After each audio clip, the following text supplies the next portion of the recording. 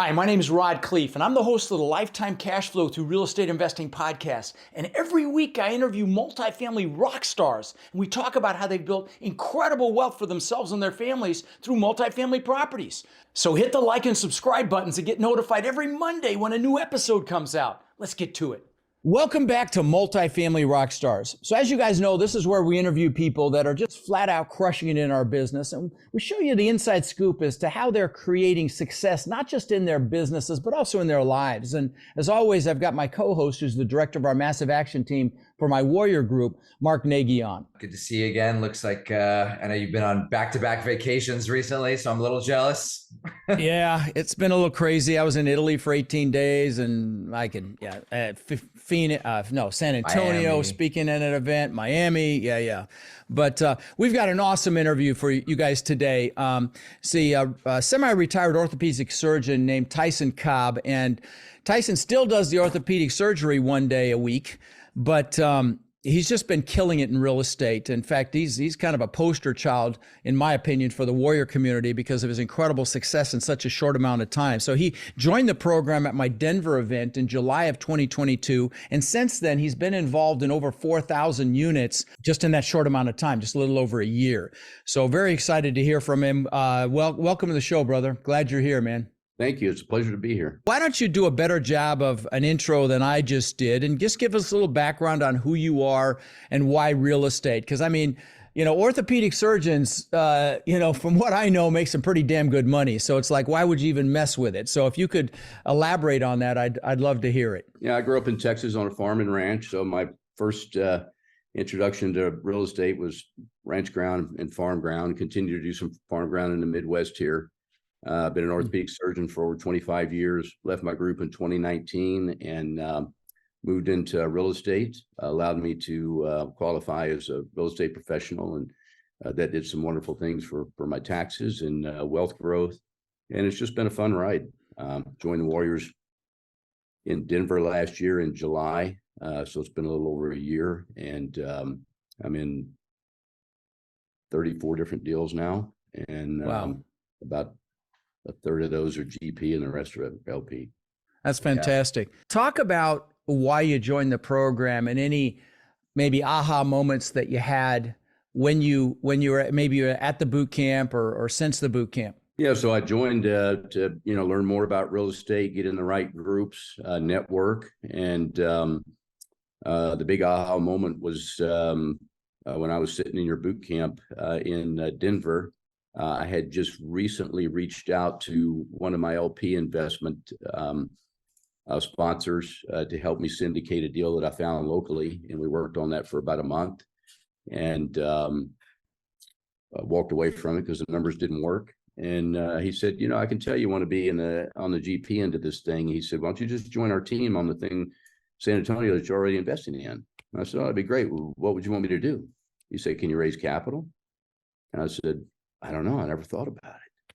I said, let me make a few phone calls, and just called some friends and, didn't even try to sell the deal. Just said, hey, this is what I'm getting into. This is why I like it. And we have some spots open if you want them. And within a week I was done. About the same time I showed up at your boot camp in Denver, and you're saying this is a team sport. You should really try to learn as much as you can and understand everything, but you only really have to be good at one thing. And the light came on, and so I've been joining teams and raising capital since. I mean, there's a lot of money in the medical community, and it's very difficult to get close to doctors because they're so well insulated with their support staff and everything else. I have warriors that do medical device sales and pharmaceutical sales, and it's always such a hurdle to actually get in with a doctor. And you've already got that incredible Rolodex, and I'm sure you're in numerous trade groups that have medical professionals in them as well. And so, I mean, it's kind of a no-brainer for you to be raising money. I mean, to me, that just makes complete sense. I've got a question. Do you think there is a particular type of person that's best suited for this business based on what you know so far? Well, as you point out, it's a team sport. So I think you probably need different personalities and different roles. But, I think anybody that's interested can find a role and make it work. I'm a bit of an introvert, so I'm probably not perfectly suited for capital raising. But when you find good deals, they sell themselves. You don't have to sell it. You just present it. And so I'm a researcher, and I've been a researcher all through my medical career, and I enjoy research. So um, it was an easy fit for me, but I didn't recognize it right off the bat. But I'm researching the team. I'm looking for strong teams that have a good track record and that I think can continue to do the same. That have a good property with some meat left on the bone and a lot of upside and no red flags, and looking for good areas with a lot of job growth, low crime, someplace that I'd want to live. And if I can check all three of those boxes, I pull the trigger and get in. And it's easy to bring people in with you because everybody's looking for a good investments, particularly in the medical community, because I think we get fed a lot of really bad investments. I could name you a lot.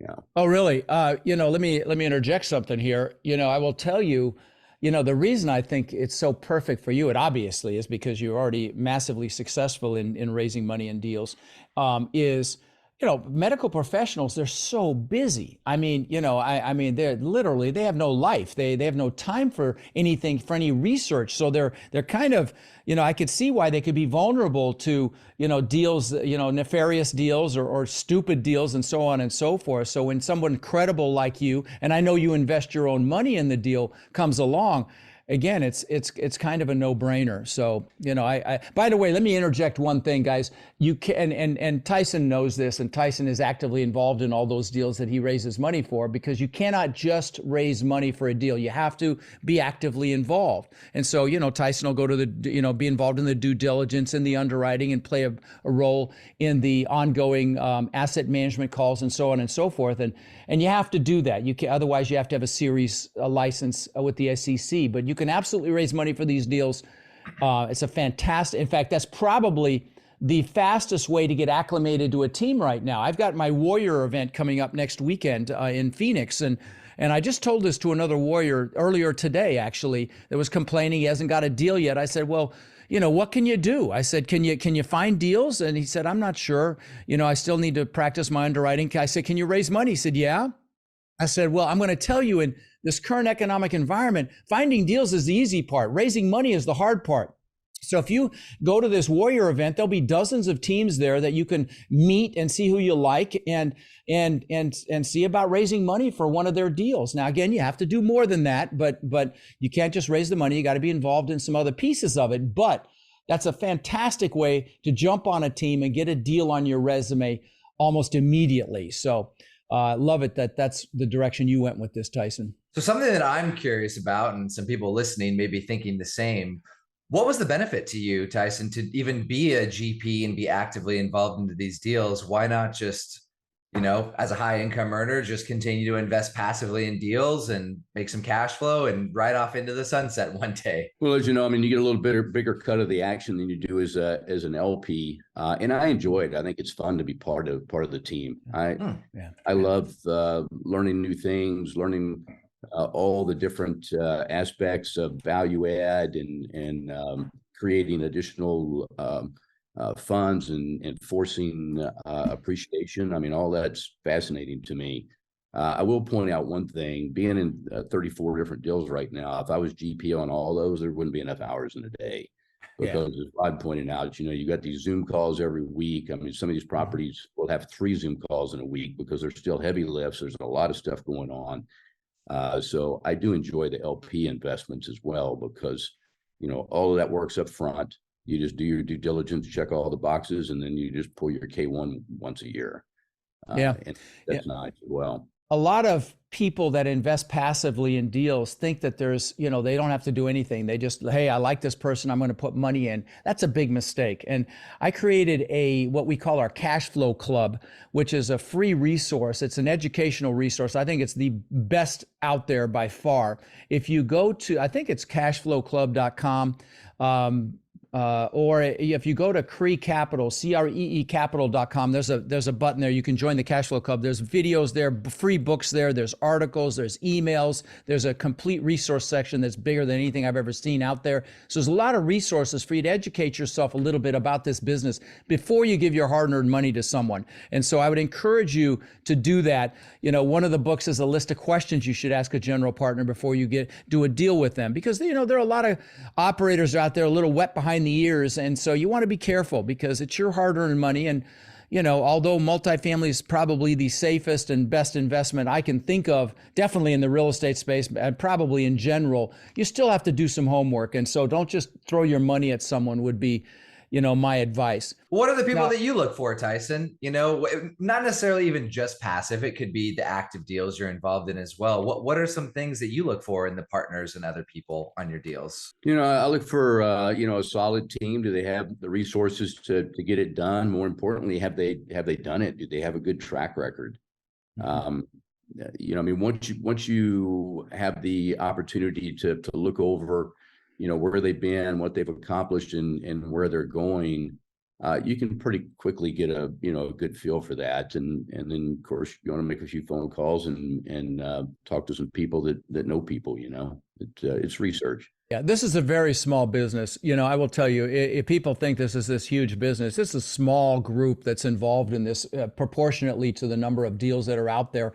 And everybody knows everybody, and everybody knows who's in trouble. Everybody knows who's got some, you know, some hair on them, and you want to be careful of, and so on and so forth. You can make a few calls and get a lot of information. Let me ask you this, Tyson, what's been the most challenging part of this for you as you've been progressing? What's been the biggest hurdle that you've encountered?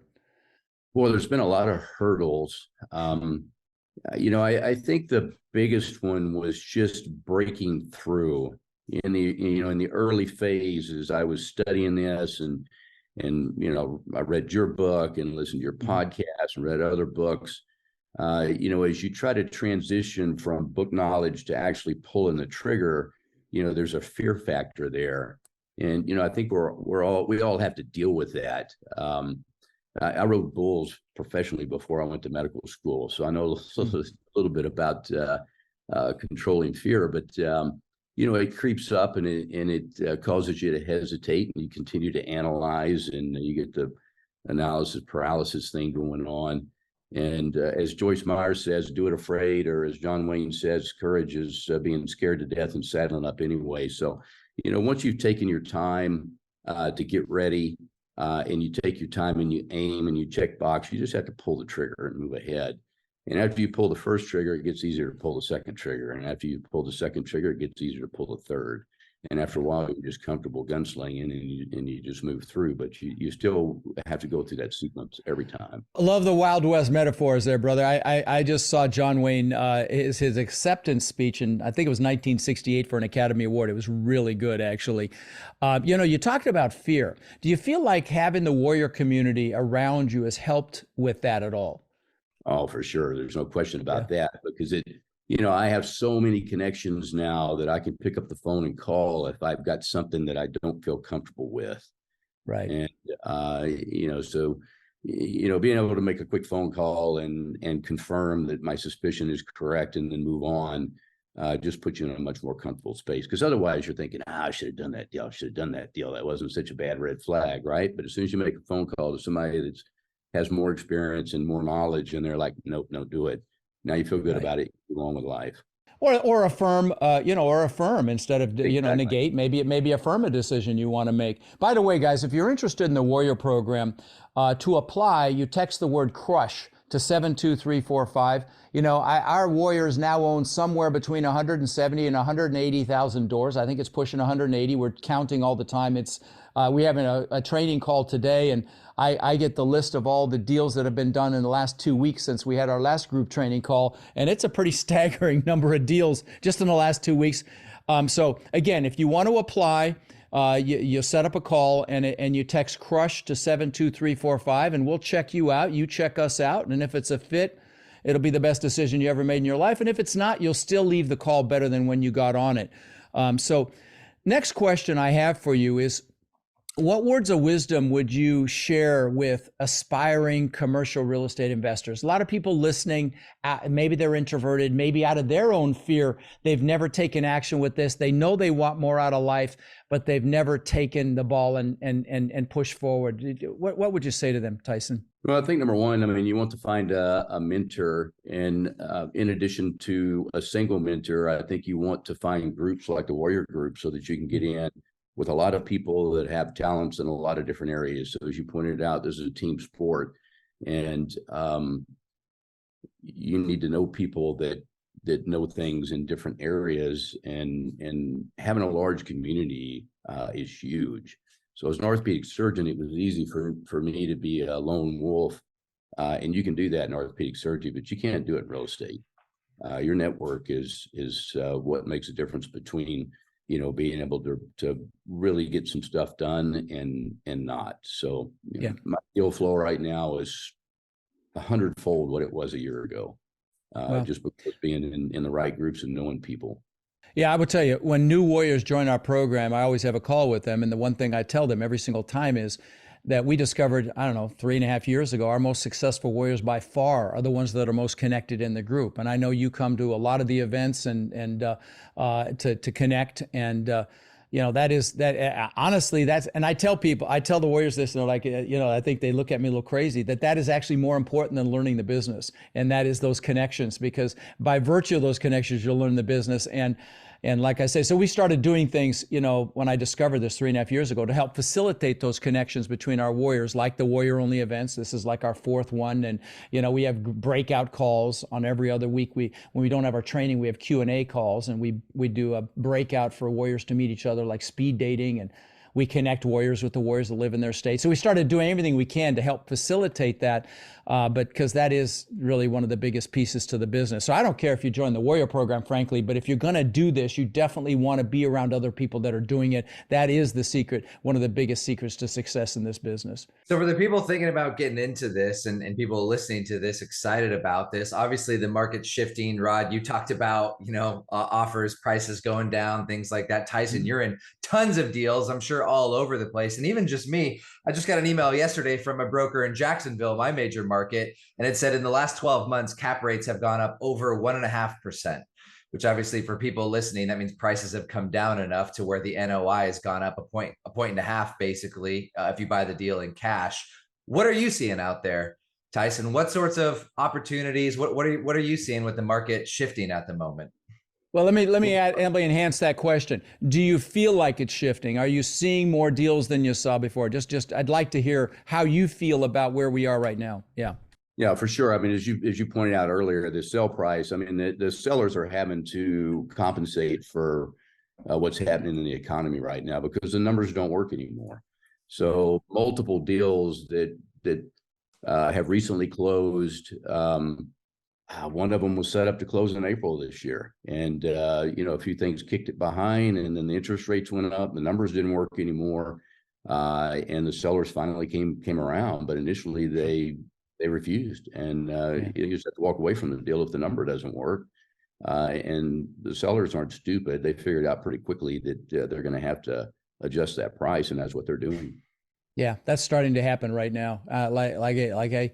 I said, those 2 examples, I have one at 28 million now available for 20 that we wrote an LOI on, and another one about the same, 28 to like 18 to 20 as well. And these are deals that look like they're going to happen for us, which is just extraordinary. And, so those numbers make sense now. And, and thank God the Fed left the rates flat. We're thrilled that they didn't raise the rates again, and pray to God they start lowering them. The problem is such a strange economy that we're in right now with there's still a big demand for housing. Jobs are still okay. I think they are softening though. I think the jobs are softening, but I did a Facebook Live last night about, the fact that there's so much commercial debt that's held by small and regional banks. Like I want to say it, I'm trying to think of what the number was, a huge number, like just 300 billion, more than 300 billion this year alone is coming due. And those people either have to refinance or sell. Sales are down 85%. Refinancing is hard because if they're payment has gone up, their debt service coverage ratio has gone down. So when a bank, looks at a loan, or a lender looks at a loan for a commercial piece of property, they're looking at the property's ability to service that debt. And they want to see that the property supports that debt. And of course, if the mortgage payments have gone up because the rates have gone up, then that makes it very difficult. So these guys that want to refinance either have to put money into their deals, or very often they have to do that. Plus they have to buy a rate cap, to cap the rate. And I will tell you, if you hadn't heard me talk about this before, I'll give you an example. A rate cap for $100 million deal back in 2020, before COVID, for 3 years. So you cap the rate for 3 years at 3%. It wouldn't go up more than 3% of what that rate was at the time you closed the loan. So 3-year, 3% rate cap for $100 million was $23,000. That same rate cap today, forget 3 years, you can't get 3 years. For 1 year is $2.3 million. So not only they have to put money into the deal to get the loan down to the debt service coverage ratios where it needs to be, but they also have to buy a rate cap. So a lot of these deals are in big trouble. And so, I think you're going to see some more bank failures. And that was my headline of my Facebook Live. Are bank failures looming? I believe they are. And so, just be careful, but not trying to scare you. I'm trying to get you excited, because with all that, there will be a lot of deals. We're starting to see them now. And, the biggest money is made in times like this. There you go. What would you say to those people, Tyson, to the people that are thinking, oh, well, I'm just going to wait until rates come down before I start jumping into multifamily and doing this? What would you say to those people thinking that right now? Yeah, so you don't want to do that. So these deals that Rod's talking about that went from 28 to 20, or whatever the number is, those are going to turn around and go back the other direction when the rates come down. So there's a ton of people on the sideline right now. There aren't as many buyers. Sellers are having to compensate more than they have in many, many years. And when the rates start coming down, the price on these are going to start coming up. So, we're set to ride another wave like guys did back in 2008. I don't think it's going to be that big of a wave, but it could be. But for sure, the numbers you just stated, they're going to turn around. And when the interest rates drop, prices are going to start going up. You better believe it. You better believe it. So one last question, brother, and I really appreciate your time. I know how crazy busy you are. I like to ask this question to the people I have on the show that are super successful. If you could go back in time, what might you tell 18-year-old Tyson with what you know now that you might do differently? And maybe nothing, but I'm just curious if you went back in time, if there's anything you might tell your younger self to do differently. In life or real estate? Both. I'd love to hear both, especially since you asked the question that way. I'd love to hear if you because you're obviously thinking something in life as well. Yeah. So in real estate, it's easy. I think you have to prepare, you have to aim, but you have to pull the trigger too. And all the deals that I look back over, or that I wish I had done differently, most of them are deals that I didn't do. I walked away from them because I wasn't comfortable pulling the trigger. In life, I met the guy that wrote this book. It's called What Matters Most. I was just going to say the book title because some people aren't watching. So it's What Matters Most. Okay. It's got a big question mark on the front. And I say that because there are multiple books with that same title. And this guy's name is Brian Scrone. He was at a real estate meeting in Denver in 2019. And he has the 5 F's. And this is faith, family, fitness, finance, and friends. And recently read a book by Huntsman called Winners Never Cheat. Oh, that's a good book about integrity. Love it. And he adds a 6th one, which is philanthropy, which is not obviously an F, but it rolls off the tongue, so you can do it.